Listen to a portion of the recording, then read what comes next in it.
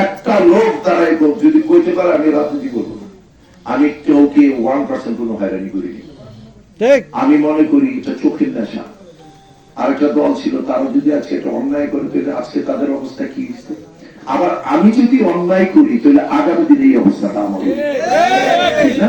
তাহলে আমরা এক সামাজিকতা থেকে কি কারণে আজকে আমি জসিম সাহেব পাওয়ার পাওয়ার ভালো না, একমাত্র পাওয়ার এই পৃথিবীর সর্বোচ্চ পাওয়ার মালিক আল্লাহ গাফুর রহিম। কোন পাওয়ার নাই, আপনারা একটা তুলি এটা দিলে ভাইসা দেবো, কিসের অহংকার দেখান দেয়া, অহংকারের কোনো কিছুই নাই। কারণ সেই জন্য আমরা আসছি দুনিয়াতে, ন্যাংটা এই দুনিয়া যাবো থেকে ন্যাংটা, কি ঠিক না? এটা কত অহংকার, এমপি মন্ত্রী কি আগে পিছনে একটা পুলিশের প্যান্ট থাকবো, প্যাপু করবো, আরে প্যাপু করলে তো আমার অহংকার বেড়ে দেখিব। আমি যদি ইউনিভার্সিটির কোনো প্যাপু আমার মধ্যে থাকতো না, এটা আগে কয়ে দিয়ে গেল একটা সাব ইন্সপেক্টর সাহেব আইব, আরে সাব ইন্সপেক্টর এখন দেখা যায় এমপি সাহেব গায়ে করবো, আরে মিয়া কি কয় না কয়, তারা আমার বুদ্ধিমান হইলো আপনার পেপে থাকলে নিজের একটা অহংকার বাইরে। আমার বেশি দিন ক্ষমতা থাকলে একবার হইলে চাইবার হইতে চায় না, অসুবিধা কি একবার হইলে দুইবার হইলে না, চাইলেন মানুষ কি মনে করবো, কাম কাজ করে দেওয়া ভালোবাসা গেল, আরে দোষী একটা ভালো মানুষ আছে, জানারও তারপর দিতে 50,000 লোক বলবো নি, এই দিয়েছে এইটা আমাদেরকে দোয়া করিল। আর একটা বড় গাড়ি মানছেন কেউ, একটা বড় গাড়ি না, একটা এমপি একটা বড় গাড়ি চালাই, এটা বড় গাড়ি আমি চালাই না। 30 বছর আমি অনেক চেষ্টা করেছি, আমি 30 বছর আপনাদের কাছে পরীক্ষা দিয়েছি।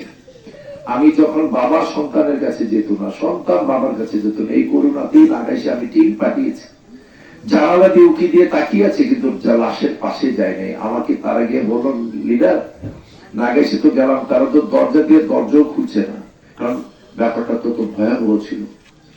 এর আমার প্রিয় সেক্রেটারি আবু সুফিয়ান মিন্টুর মা মারা গেছে। আমি নিজে, আমার ওই খালা আমাকে খুব বেশি আদর করতেন, আমাদের মরহুম মনিরুল হোসেন চেয়ারম্যান সাহেবের সহধর্মিণী, ওনার লাশ আমরা দাফন করেছি। এইভাবে গুরুচরণ গ্রহণ করার চেষ্টা করছি মানুষের পাশে থাকার জন্য। এবার একটা ভয়াবহ একটা বন্যা হয়েছে, আমি বুড়বুড়ি দিয়েছিলাম, ভাঙ্গা হয়েছে, নদীর পারে পারে 21 দিন ছিলাম। গুরুচরণের মানুষ কত ভালোবাসে আপনাদের ছেলেকে, আত্মীয় স্বজন যারা আছেন আপনারা গেলে তাদেরকে জিজ্ঞেস করবেন, কেউ ঠিক না ঠিক? ওই এলাকার মানুষ আপনাদের সন্তানকে, কারণ আমি কেমন তাদেরকে সময় দিছি, তারা আমাকে এমন কিন্তু ভালোবাসে। আমি নদীর পারে পারে করেছি, আহার খাবারের ব্যবস্থা করেছি, চেষ্টা করছি।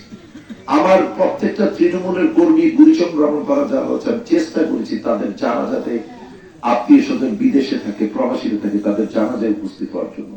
পরে না হয় লিল্লাহ জাফর থেকে চেষ্টা করেছি তাদের পাশে পাশে যাওয়ার জন্য, কিন্তু হয়তো এত বড় একটা এলাকা, একদিনে এখন দেখা যাচ্ছে কি জানেন, 8 জন আমাদের এত কাছের মানুষ মারা যাচ্ছে, 2টাতে গেলে 3টা, হয়তো বা নামাজের হয়, জানাজা হয় বাদ আসর নয় বাদ মাগরিব, এই টাইম গুলোতে হয় না।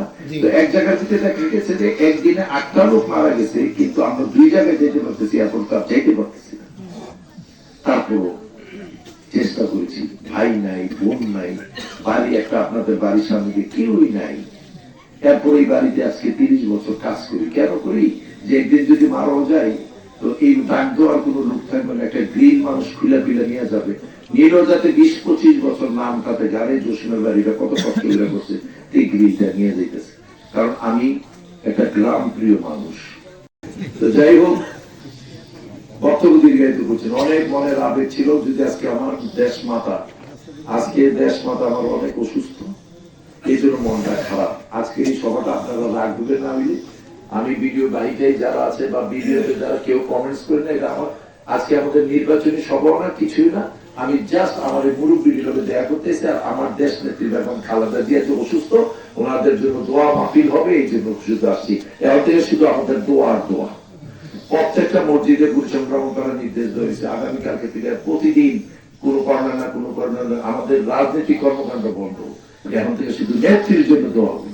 এমপি হইলাম, নিজের মাও দেখে গেল না, বেগম খালেদা জিয়া আমার দলের মা, এগুলিও দেখে গেল তো লাভ কি? এটা শান্তি লাগে না?